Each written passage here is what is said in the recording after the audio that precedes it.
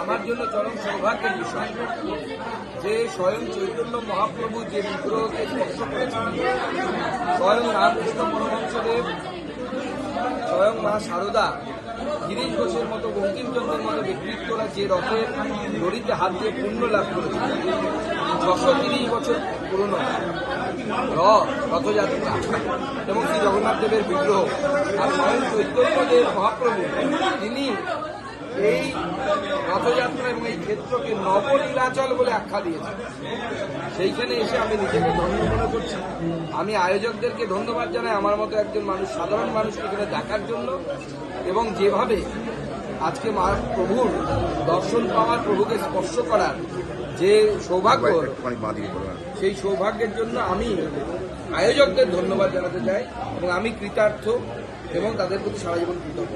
আরেকটা যে রাজ্য সরকার কমিটিগুলোকে 5 লক্ষ টাকা করে অনুদান দিয়েছে রথের জন্য, কি বলবেন? হুগলি জেলা তিনটে কমিটিকে দিয়েছে, শ্রীরামপুর, চন্দননগর, গুপ্তিপাড়া। দেখুন, হুগলি জেলা খুব বড় জেলা, স্বাভাবিকভাবে এই জেলায় অতি প্রাচীন যে বাংলা, সেটা তো গঙ্গার এপারের বাংলা, কলকাতা বরঞ্চ তার পরে স্থাপন হয়েছে।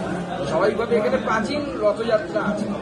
তো মাননীয় মুখ্যমন্ত্রী এই যে উদ্যোগ নিয়েছেন যে রথযাত্রাগুলোকে 5 লক্ষ টাকা করে অনুদান দেওয়া হবে, সহায়তা দেওয়া হবে, সেই জন্য মাননীয় মুখ্যমন্ত্রী আমাদের তরফ থেকে, আমার তরফ থেকে, পার্টির তরফ থেকে এবং সাধারণ হিন্দু সনাতনী মানুষদের তরফ থেকে, চৈতন্য মহাপ্রভুর ভক্তদের তরফ থেকে মাননীয় মুখ্যমন্ত্রীকে অসংখ্য ধন্যবাদ জানাই। মহাপ্রভুর আশীর্বাদ যেন তার উপর বর্ষিত হয়, প্রভুর কাছেই প্রার্থনা। 630তম যে রথযাত্রা, তো এই জন্য আজকে প্রচুর ভক্তগণ এখানে এসছে। এই নিয়ে আপনাদের প্রশাসনিক ব্যবস্থা কিরকম কি রেখেছেন?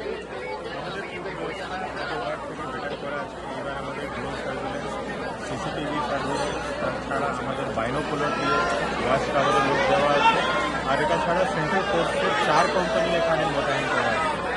তো তারা সবাই পুরো নজরদারি রাখছে, আর আমরা আশা করছি আমরা নিরাপত্তাভাবে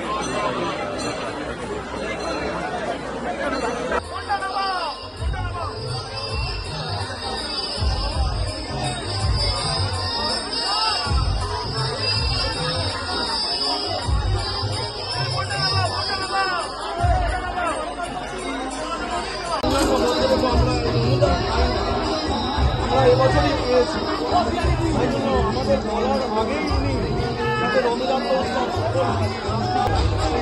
দাদা এটা পরিকল্পনা